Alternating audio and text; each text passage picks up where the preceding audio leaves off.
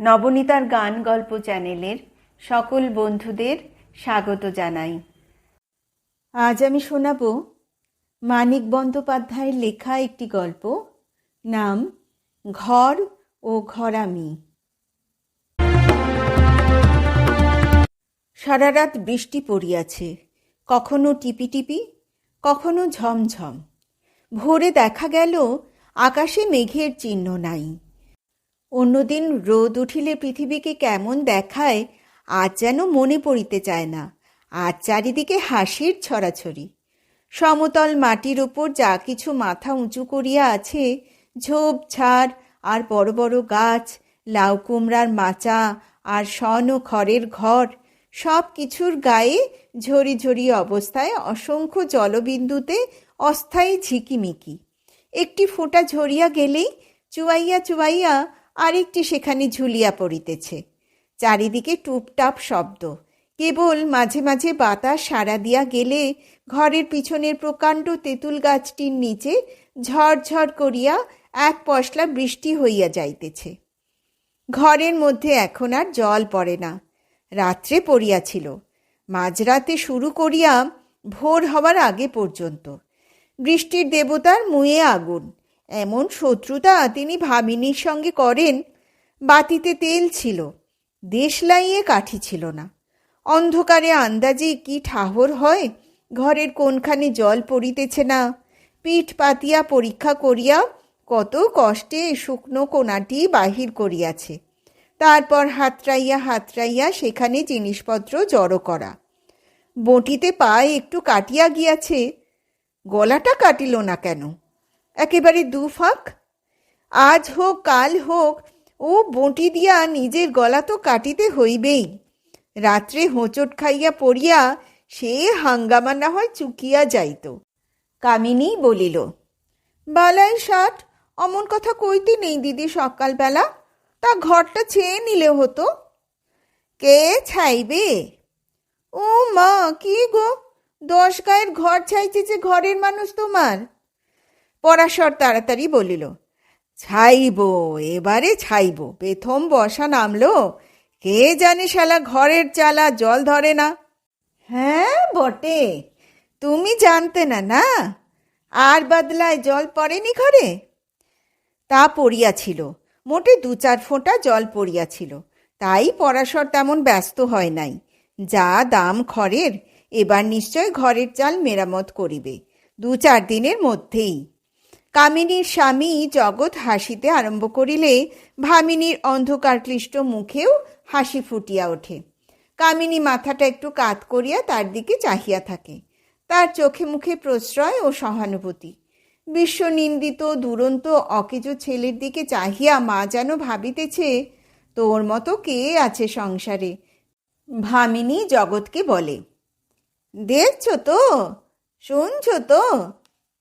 জগৎ ভামিনীকে বলে, দাদা চিরটা কাল এই মতো।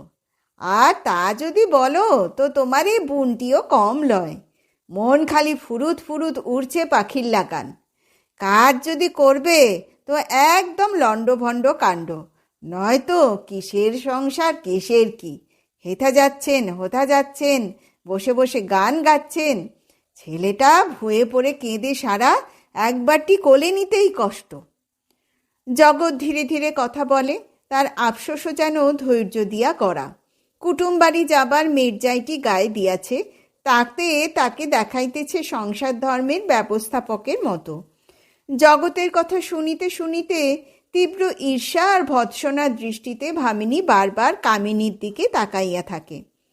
কচি কচি পায়ে তার স্তন ঠেলিয়া কামিনীর ছেলে তার কাঁধ ডিগাইয়া ওপাশে গিয়া পড়িবার চেষ্টা চালাইয়া যায়। 2 হাতে আঁকড়াইয়া সে তাকে সেইখানে ধরিয়া রাখে। কাল রাত্রেই জগতের জন্য মন্ডা আনিয়া রাখিয়াছিল। ভামিনী তাকে পিতলের থালায় কেনা মন্ডা আর ঘরের তৈরি লাড়ু ও মোয়া খাইতে দিল। তারপর জগৎ বিদায় হইয়া গেল। কাজের মানুষে, তার কাজ আছে, কাজ সারিয়া দুপুরে নিমন্ত্রণ খাইতে আসিবে। ভামিনী বলিল, শিগগির এসো চট করে, রসুই সারতে কতক্ষণ? পরাশর বলিল, বিড়ি আছে নাকি আর? আগেই জগৎ তাকে পরপর অনেক বিড়ি দিয়াছে, অত্যন্ত অনিচ্ছার সঙ্গে এবারও দিল। ভামিনীর মুখে যে অবজ্ঞার ভাব ফুটিয়া উঠিল তার তুলনা হয় না। বিড়িটা ধরাইয়া পরাশর সজোরে টান দিতে চরচর করিয়া অর্ধেকটা পুড়িয়া গেল। তামাক বিড়ির ধোঁয়াতে তার সুন্দর গোঁপজোড়া বিবর্ণ হইয়া গিয়াছে। কামিনী বলিল, বিড়ি খেতে পারো বটে তুমি। হ্যাঁ। ঘরে কাদা হয় নাই, মেঝেতে ভামিনী গোবর মাটির পুরু ও শক্ত আবরণ সৃষ্টি করিয়াছে। জল বাহির হইবার ব্যবস্থাও ভালো। জিনিসপত্র বাহির করিয়া ভামিনী রোদে দিল। কাঁথা বালিশ চাপাইয়া দিল গোয়ালের নিচু চালটায়। এখানে ওখানে বাঁশ বাহির হইয়া পড়ায় বালিশ আটকানোর অসুবিধা নাই। সমস্ত বাড়িটার ছন্নছাড়া শ্রীহীন ভাবের রূপকের মতো দেখায় শূন্য গোয়ালটিকে। দেখিলে দুঃখ জাগে। একটি অনির্দিষ্ট দুর্বোধ্য অন্যায়ের বিরুদ্ধে প্রতিবাদ জানাইতে ইচ্ছা হয়। আমি ঘর গুছোই দিদি, ঘাটে যাবে বলছিলে যে, সেরে এসো যাও। ভামিনী বাসন হাতে ঘাটে চলিয়া গেল। লুকানো দুটি থালা, দুটি গেলাস আর 3টি বাটি বাহির করিয়াছে। কুটুমের কাছে আজ কোনো রকমে মান বাঁচিবে। কামিনীর অনেক বাসন আছে, জগৎ তার বাসন বাড়ায়, কমায় না। ঘাটের পথে কাদায় ভামিনীর পা ডুবিয়া যাইতে থাকে। কাদায় আরও অনেক পায়ের ছাপ আঁকা আছে। ঘাটের কাজ সারিয়া সকলে বোধহয় ফিরিয়া গিয়াছে। ভামিনীর আজ বড় দেরি হইয়া গেল। ঘরের কাজে দেরি হইলে, সময় মতো নিখুঁতভাবে ঘরের কাজ সারিতে না পারিলে ভামিনীর কষ্ট হয়। বাঁচিয়া থাকায় যেন ফাঁকি পড়িতেছে। কামিনী বলিল, ছেলেকে ধরো তো, ঘর গুছোই। পরাশর বলিল, আমার ছেলে তো নয়, কাঁদবে আমার কাছে। পরিহাসে খুশি হইয়া কামিনী মুখের একটা ভঙ্গি করিল। ছেলেকে শোয়াইয়া দিয়া ঘরের কোণে জমা করা হাঁড়ি, ভাঁড়, টিনের কৌটা ইত্যাদি জিনিসগুলির মধ্যে একটি হাঁড়ি শিকায় তুলিয়া রাখিল। ঘর গুছানোর এই দায়িত্বটুকুই সে যেন চাহিয়া নিয়াছিল। দক্ষিণের ছোট জানালার কাছে গিয়া বাহিরে চাহিয়া ডাক দিল, দেখবে এসো। রোয়াক হইতে পরাশর সাড়া দিল, কি দেখব? এসেই দেখো না বটে নিজে। পরাশর উঠিয়া গিয়া দেখিল, বিলের ধারে মাছের আশায় 20-22 জন লোক জমিয়াছে। বিলে অনেক মাছ। আজ সুযোগ পাইয়া ছিপ হাতে, কেঁচো হাতে লোভী মানুষ তাদের আয়ত্ত করিতে আসিয়াছে। বিলের দক্ষিণ তীরে ঘেঁষাঘেঁষি কতকগুলি ঘর। অনেক দিন আগে ওই ঘরগুলির চালা পরাশর ছাইয়া দিয়া আসিয়াছিল। জমি ও ঘর ধার দিয়া বাবুরা নূতন প্রজা বসাইয়াছিল। বাবুদের সঙ্গে চুক্তি করিয়া দল বাঁধিয়া পরাশর 7 দিনে সমস্ত ঘরের চালা বাঁধিয়া দিয়াছিল। চুক্তির অর্ধেক টাকা কি করিয়া যেন বাতিল হইয়া গিয়াছিল। দলের অন্য ঘরামিরা গাল দিয়াছিল পরাশরকে। ঘরের বাসিন্দারা আজও বোধহয় বাবুদের ধার শুধিতেছে। এতকালের মধ্যে কারো চালায় 1 আঁটি নূতন খড় ওঠে নাই। তবে নূতন খড় দিবার দরকারও হয় নাই নিশ্চয়। পরাশর যে ঘর বাঁধিয়া দেয়, তাতে অত সহজেই নূতন খড় দিতে হয় না। জানি তোমায় সবাই ডাকে। এতটুকু জানালা দিয়া দুজনে বাহিরে তাকাইতে গেলে গায়ে গায়ে ঠেকিয়া যায়। একটু আমোদ, একটু উপেক্ষা আর একটু সমতার দৃষ্টিতে পরাশর কয়েক মুহূর্ত তার মুখের দিকে চাহিয়া রহিল। তার গালটা টিপিয়া দিয়া আবার বলিল, দুষ্টু মেয়ে। তারপর রোয়াকে গিয়া ঘরের দুয়ারের সামনে সে বসিল। হাই তুলিয়া বলিল, কতকাল তোর সাজা তামাক খায়নি রে। এক ছিলুম খাওয়া দেখি কামিনী। জগতের কাছে দেশলাইয়ের কাঠি ধার করিয়া রাখা হইয়াছিল। তামাক সাজিয়া দিলে পরাশর আরাম করিয়া টানিতে আরম্ভ করিল। কামিনী খুঁটি ধরিয়া দাঁড়াইয়া রহিল। তার মুখের তীব্র বিস্ময়ের ভাব এখনো কাটিয়া যায় নাই। খসিয়া পড়া ঘোমটাটি সে খোঁপায় লটকাইয়া দিয়াছে। কুমড়ো ডগা রাধিস কামিনী, ঝাল দিয়ে। মাচা ছাইয়া সতেজ কুমড়ো গাছটি এদিকে ওদিকে শূন্যে লিকলিকে ডগা বাড়াইয়া দিয়াছে। বৃষ্টি হয় নাই, জল সেচিয়া ভামিনী বোধহয় বর্ষার চেয়ে বেশি জল যোগাইয়াছে গাছটিকে। বুড়ো গাছে তাই এমন সবুজ পাতা আর কচি কচি ডগা। ভামিনী ঘাট হইতে আসিয়া হাটে যাবার তাগিদ দিল। বোন আর বোনের জামাইকে কুমড়ো ডগা খাওয়াইলে তো চলিবে না। এক পোর বেলা হলো, যাও এবার। এই যাই, হাট বসুক, বাদলা গেছে কাল রাতে। গ্রামের নিত্যকার তুচ্ছ হাট ভোর হইতে না হইতেই বসে। পরাশরের যুক্তি শুনিয়া ভামিনী সন্দিগ্ধ হইয়া উঠিল। তাড়াতাড়ি ঘরে গিয়া বেতের বাক্স খুলিয়া টিনের একটি ছোট বার্লির কৌটা বাহির করিল। নাড়াচাড়ায় শব্দের অভাবে না খুলিয়াই বোঝা গেল ভিতরে কিছুই নাই। দুদিন আগে হঠাৎ পরাশর কিছু রোজগার করিয়া আনিয়াছিল। আজিকার জন্য তার একটা অংশ ভামিনী কৌটায় রাখিয়া দিয়াছিল। বাকিটা একরকম সঙ্গে সঙ্গেই সেদিন খরচ হইয়া গিয়াছে। বাহিরে গিয়া ভামিনী কাঁদিয়া ফেলিল। পরাশর বলিল, মরণ দশা মোর, কান্না কিসে শুনি? বলছি পয়সা আছে হাটের। উনি কাঁদতে লাগলেন। দেখি পয়সা। বারান্দার এক প্রান্তে কিছু খড় জমা ছিল। পরাশর খড়ের গাদাটা দেখাইয়া দিল। নিতাই এসে নগদ কিনে নিয়ে যাবে। খড় বেচে হাটে যাবে? এবেলা যদি নিতাই না আসে? পরাশর অবজ্ঞা ভরে একটু হাসিল। আসবে না নিতাই, এবার বাপ আসবে। কাল বলে দিয়েছি স্পষ্ট করে, সকালে গিয়ে নগদ দিয়ে খড় নিয়ে আসবে, তবে কাল চালায় উঠব তোমার, না এসে যাবে কোথা? তুমি ছাড়া ঘরামি নেই দেশে? পরাশর কথা বলিল না। টান হইয়া গোফে হাত বুলাইয়া একবার শুধু উল্টাইয়া দিল। আধ ঘন্টার মধ্যেই নিতাই আসিল। তার গায়ে ফতুয়া, গলায় তুলসীমালা, মুখের গোঁফদাড়ি কামাইয়া ফেলায় কানে চুলের গোছা ঝোপের মতো দেখায়। খড়ের দিকে চাহিয়া বলিল, সুবিধে মনে হচ্ছে না তো পরাশর? পরাশর বলিল, হ্যাঁ বটে, অমন কথা বলোনি নিতাইদা। মাস কাটেনি, এই খড় কুঞ্জ খুড়োকে বেচেছিলে তুমি নিজে। বলেছিলে সব চাইতে সেরা। কাজ করিয়ে কুঞ্জ খুড়ো বললে, পয়সা তো নেই, আমি খড় নিয়ে পাওনা শোধ করলাম। নিতাই বিষণ্ণভাবে বলিল, অনেক জমে গেছে, বেচা কেনা একদম নেই। তোর এই খড় নিয়ে কি করব ভাবছি।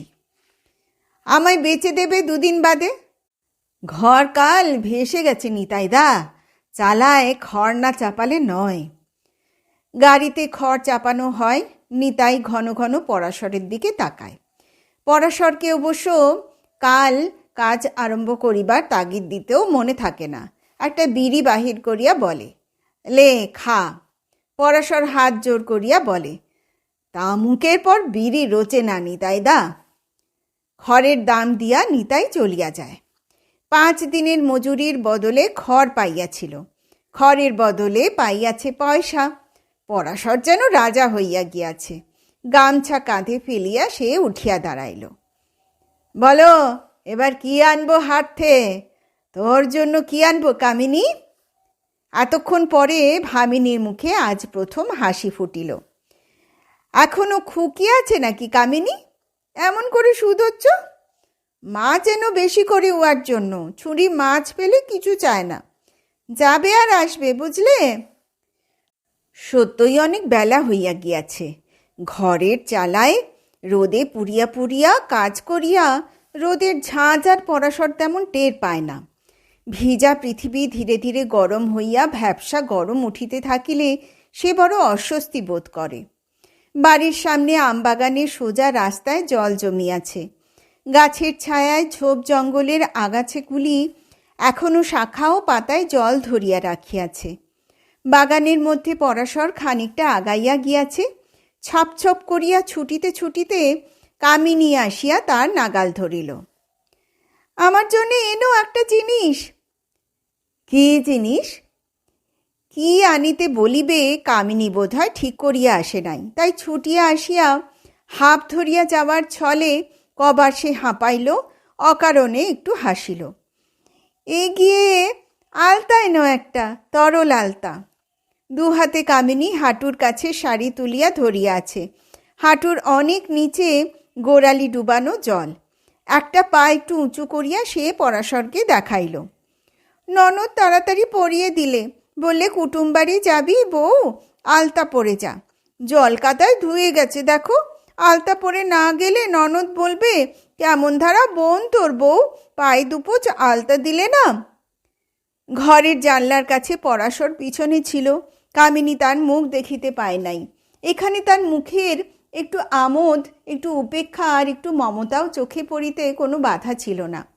দেখিয়া কামিনী ঝিমাইয়া গেল। কামিনী বলিল, শিগগির এসো হাট থেকে, হ্যাঁ, তোমাদের সাথে বোস পুকুরে নাইতে যাব। দিদি জানলে মানা করবে, দিদিকে লুকিয়ে যাব। রসুই ঘরে দিদি রসুই করবে, ঘাটে নাইতে গেলাম দিদি বলে বোস পুকুরে চলে যাব। তুমি আগে গিয়ে বসে থাকবে আমার জন্যে। আকলা যেতে ডর লাগে, জনমনীষী নেই চারদিকে। আরও বলিল কামিনী, দুপুরে আমায় হেথা হোথা নিয়ে যেও। পরাশর বলিল, কোথা যাবি দুপুরে?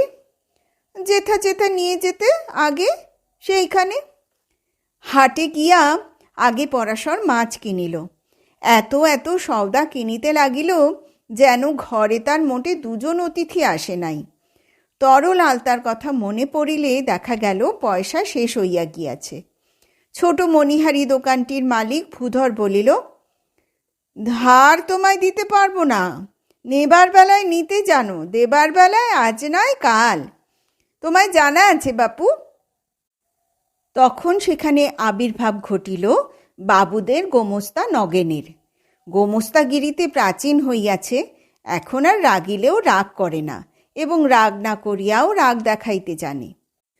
কাছারি ঘরে জল পড়েছে, মেজবাবু রেগে আগুন হয়ে আছেন।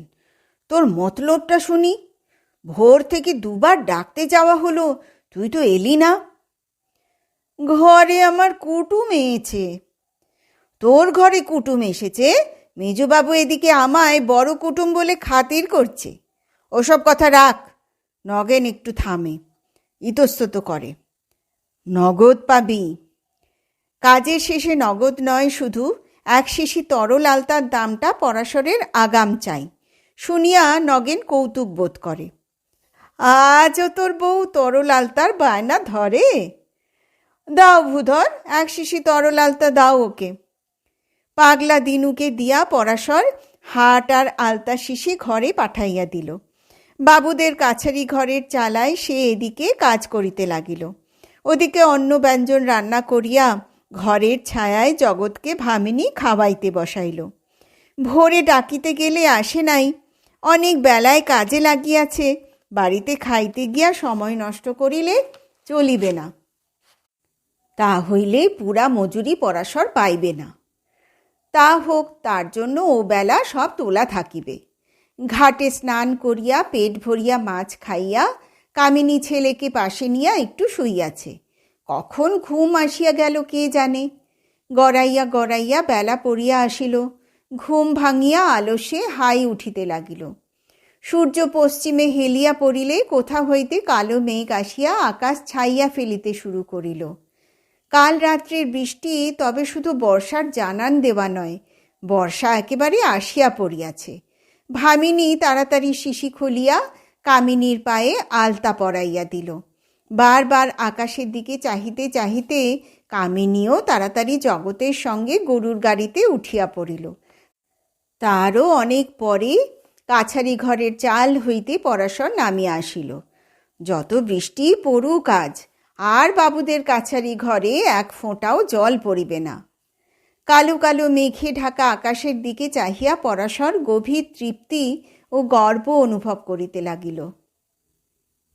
শেষ হল মানিক বন্দ্যোপাধ্যায়ের গল্প ঘর ও ঘরামি।